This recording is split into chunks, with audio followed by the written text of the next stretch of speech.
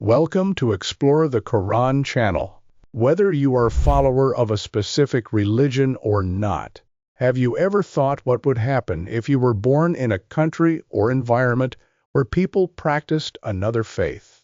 Most likely you were a completely different person in terms of your religious beliefs and the spiritual journey you have taken. Taking a look at the distribution map of religions worldwide, one can expect that a person being born in the Middle East would most likely grow up to be a Muslim. And similarly, someone born in Thailand would be more likely to adopt Buddhism. Religion is tied to identity, emotion, and history, making it one of the most sensitive topics to evaluate or debate openly. For a variety of reasons, including deep personal beliefs, early social conditioning, fear of conflict or judgment, etc., people tend to avoid thinking about another religion and evaluating it. The purpose of the introduction section so far was to point to the root cause of the guard we have when it comes to a different religion, with the goal of helping the viewers watch this video with a bit further open mind. Without further ado, let's discuss Quran's miracles. Some of the most undisputable Quranic miracles are in the field of astronomy and cosmology. Let's start from the very beginning. The Big Bang. The first theories about Big Bang were put out there in the 1920s and were not widely accepted until 1960s. But see what Quran says about the Big Bang 1400 years ago. Have those who disbelieved not considered that the heavens and the earth were a joined entity, and we separated them and made from water every living thing? Then will they not believe? Today we know that before Big Bang, all space, time, energy, and matter were compressed into an extremely hot, dense singularity. This matches perfectly with Quran's description of a joined entity before creation of heavens and the earth. Today there is concrete evidence that the universe has been expanding ever since the Big Bang. However, we had no idea of this phenomenon until 1920s. Listen to what Quran had to say about expanding universe 1400 years ago. And the heaven, we built it with craftsmanship, and we are still expanding it.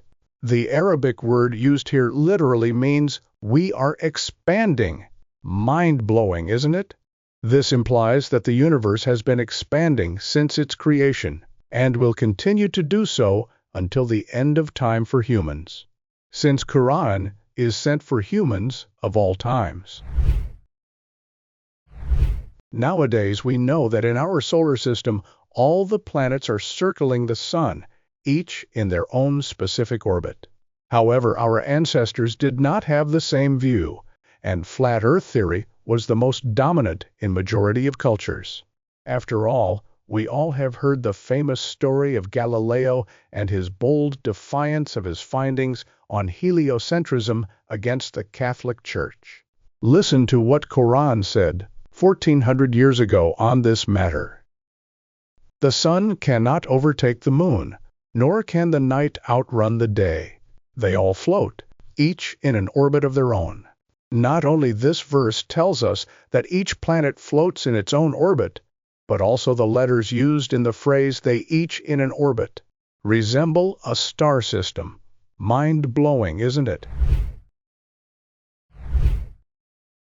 We know orbiting is not limited to the planets in our solar system. Our sun also orbits around the center of the Milky Way galaxy, and as a result, our entire solar system travels with it. In other words, the sun is not stationary. See how Quran pictures this phenomenon. The sun is running its course to its appointed location. That is the divine providence of the Almighty, the All-Knowing, Allah. If you think what is revealed to you so far is astonishing, hang tight for a lot more.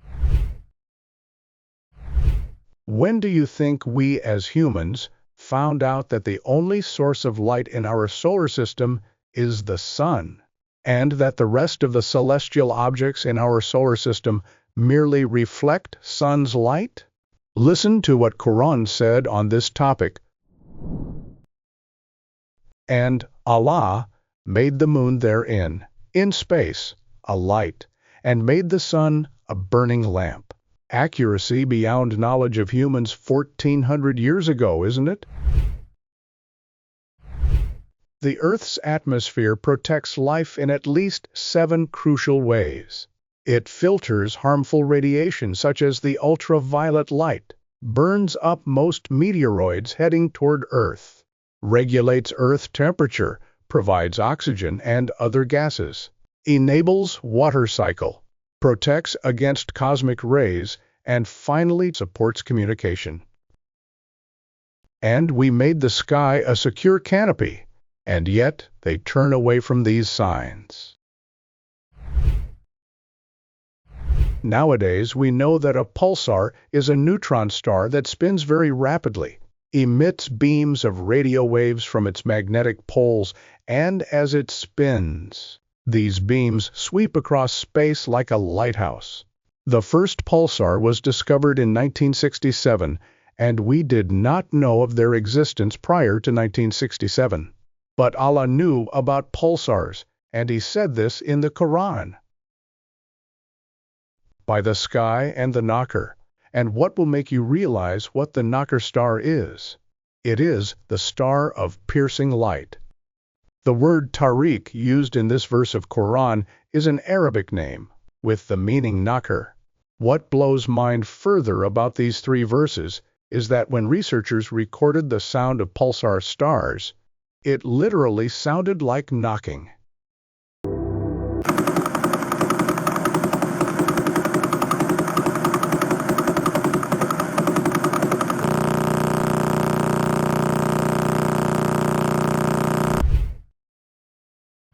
Until recently, we did not know that when looking at the stars of night sky, we are seeing them the way they were in the past.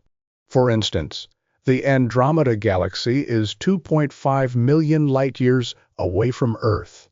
This means looking at it, we are seeing this galaxy the way it was 2.5 million years ago. Now let's listen to this Quranic verse on location of stars. I, Allah, swear by the position of the stars. This is indeed a mighty oath, if only you knew. By the way, have you noticed that the disc-shaped form of stars in every galaxy resembles Muslims going around Kaaba during Hajj pilgrimage? Do you think this is a mere coincidence? After all, Quran tells us something very specific in this regard. The 7 heavens, the earth, and all those in them glorify Him, Allah. There is not a single thing that does not glorify His praises, but you simply cannot comprehend their glorification. He is indeed most forbearing, all-forgiving. Nowadays, science has proven that shortly after its creation, Earth was a hot, dry environment, and most, if not all, of the water on Earth came at a later time from asteroids and comets. Listen to what Quran says about water on Earth. We sent down water from the sky in right measure and caused it to stay in the earth, and we have the power to cause it to vanish. The Holy Quran is accurate about the origin of water on Earth. Not only that, the word sea is used 32 times in Quran, and land is used 13 times. This ratio equals the ratio of water to land on Earth. By the way, we will have a lot more on numerical miracles of Quran later on in this video, as well as future videos. The scientists have estimated the surface temperature of the Sun to be 5,778 degrees Kelvin. Now let's look at the Quran. The first time the word sun is mentioned in Quran is in chapter 2, verse 258. On the other hand, the last time the word sun is used in Quran is in chapter 91, verse 1. There are exactly 5,778 verses between these 2 verses. Mind-blowing, isn't it? Do you think this is a miracle or rather a simple coincidence? There is so much more to numerical miracles of the Quran. Here are a few more. The word day is mentioned 365 times in the Quran. This number is often connected to the number of days in a year. Additionally, the plural word days is mentioned 30 times, aligning with the number of days in a month. The word month is mentioned 12 times, matching the number of months in a year. The following words are used equal number of times. Good deeds and wrongdoings, 167 times each. Life and death, 145 times each. Everyday life and the afterlife, 115 times each. Angels and devils, 88 times each. Adam and Jesus, 25 times each. The last item has so much significance that we will dedicate a video to it later on. Wind pollination, also called anemophily, is the process where plants rely on the wind to transfer pollen from the male parts to the female parts of flowers. This is a crucial step that future generations of plants depend on. The wind pollination process was discovered in late 19th century. Let's see what Quran said about wind pollination 1400 years ago. And we have sent the fertilizing winds and sent down water from the sky, providing you with abundant water to drink, even though you could not have stored it up for yourselves. Here, Quran mentions the fertilizing role of the wind. Do you think an uneducated Arab man 1400 years ago could know this? Or this is rather a miracle? Ancient Babylonians and Chinese used fingerprints on clay tablets and seals. But this was merely for signatures, not identification. Ancient people had no scientific understanding of fingerprint uniqueness. In fact, scientific recognition of fingerprint uniqueness dates to 1788. Now listen to what Quran says about human fingerprints. Does the disbeliever think that we will not be able to bring his bones together again?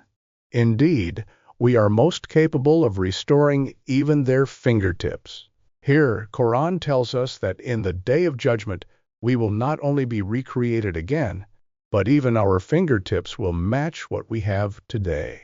Do you think using fingertips in this verse is a coincidence, or rather comes from Allah's divine knowledge on human biology? Ancient civilizations like Egyptians, Greeks, and Romans used wine for medicinal purposes, religious rituals, and more. More recently, in 19th and 20th century medicine, the doctors prescribed alcohol for pain relief, calming nerves, and stimulating appetite. Modern science says that very small amounts of alcohol may increase good cholesterol and provide antioxidants like resveratrol. But the risks outweigh the benefits. Even small amounts increase the risk of cancer, liver disease, high blood pressure, and mental health disorders. Let's see what Quran says on alcohol consumption. They ask you, O Prophet, about alcoholic drinks and gambling.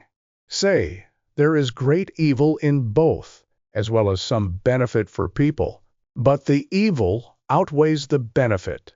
They also ask you, O Prophet, what they should donate. Say, whatever you can spare. This is how Allah makes His revelations clear to you believers, so perhaps you may give thoughts. The Quran was sent to Prophet Muhammad, who could not read or write, and lived his entire life in Arabia, where less than 2% of people are estimated to be literate. After 1400 years, there is no single change to the Arabic manuscript of the Quran, and there is only one version of it in existence. In chapter 15, verse 9, Allah confirms that He is the one who has sent the Quran to His messenger, Muhammad, and that He is who will preserve it. In another instance, in chapter 2, Allah tells us this: And if you are in doubt about what we have revealed to our servant, then bring a chapter like it and call your helpers other than Allah, if you are truthful. But if you fail to do this, and you will most certainly fail, then have fear of the fire whose fuel is people and stones, prepared for the disbelievers. Please let us know in the comments section what you thought about this video, and what other Quranic topics you want us make videos on. Do not forget to subscribe to the channel. See you in another video.